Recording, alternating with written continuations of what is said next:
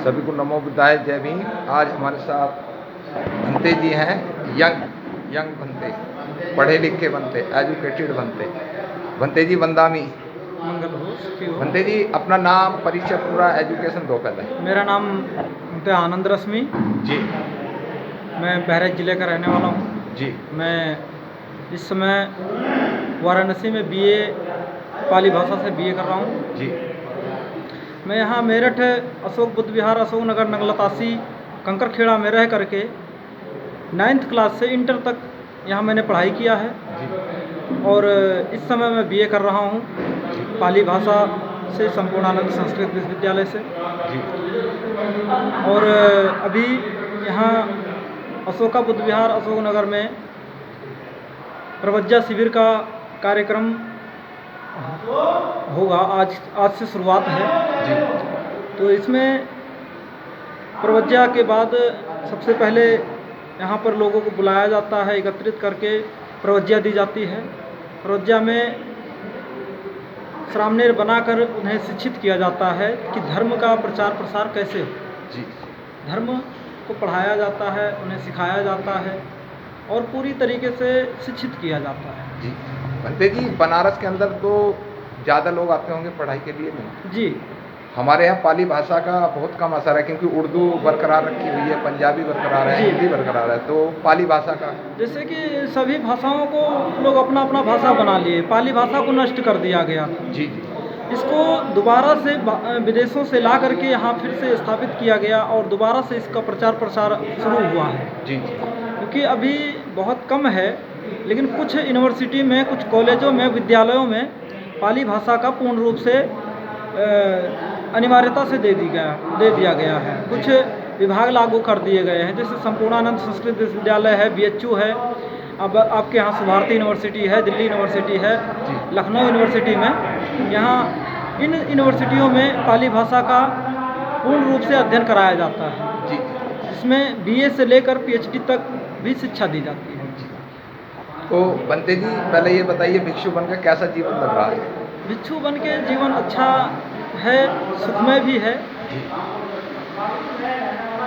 और आप उसमें पढ़ाई कर रहे हैं, तो राजा कनिष्ठ का क्या रोल है भगवान बुद्ध के जीवन का? राजा कनिष्ठ पढ़े हैं आपने? नहीं? राजा कनिष्क का नाम भी सुना है, पढ़ा भी तो नहीं है ज़्यादा। जी जी लेकिन बस ये रहा है कि भगवान बुद्ध के समय में राजा कनिष्क भी भगवान बुद्ध और उनके धम्म को बहुत अधिक से अधिक प्रचार करने का उन्होंने काम किया। तो आपको भिक्षु बने हुए कितने साल हो गए? मुझे 7 वर्ष हो गया। तो बनते तो हो गए आप? मैं श्रामनेर हूँ अभी। श्रामनेर तो 3 साल रहते हैं? जी, मैं श्रामनेर रह करके पढ़ाई कर रहा हूँ अभी। अच्छा अच्छा। अभी हमारी उपसंपदा नहीं हुई है। जी जी जी, तो बंते जी, आप जो समय दे रहे हैं सम्मानिक अधिकार के लिए, उसका बहुत बहुत आपको साधुवाद है। एक वैद्य हुए थे, जो जीवक वैद्य है, जीवक। जी। तो आपने भगवान बुद्ध का धम्मपद तो पढ़ाई है? हाँ, धम्मपद पढ़ा जीवक है। के विषय में कुछ बताएं। जीवक वैद्य।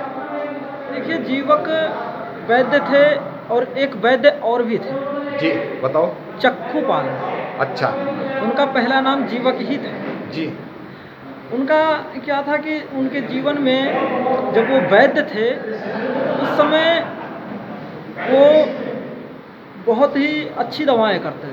जी उनके समय में एक महिला आई थी जिनके आँख से कुछ दिखता नहीं था, जी लेकिन जब वो दवा किए तो उनकी आंखें ठीक हो गई।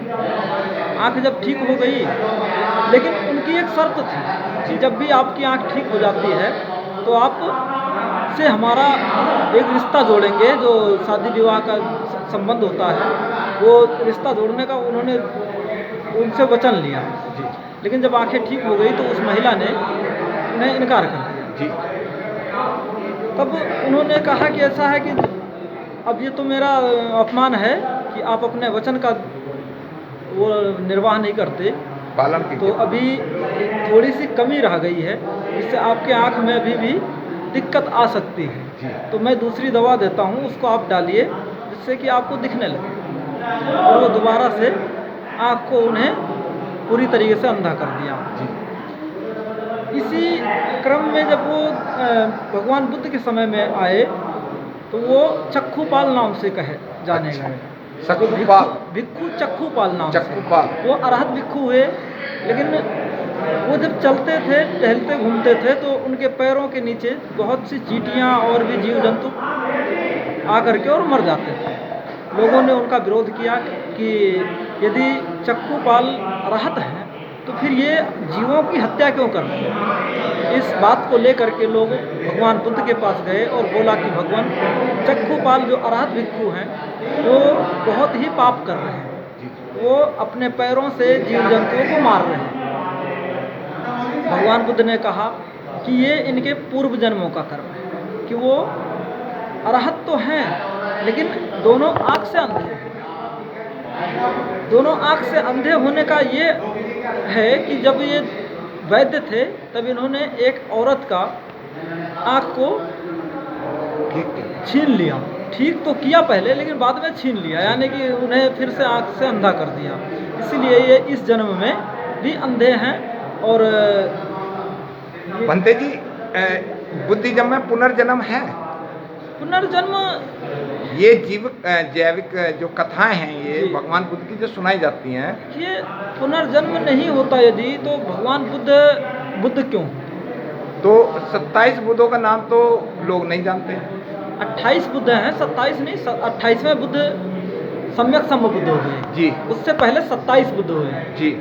जो 28 सुत्त आता है। बहुत बहुत धन्यवाद उसमें आपका। आता है। फिर आपको टाइम देंगे। ये थे हमारे साथ पंडित जी। नमो बुद्धाय। जय।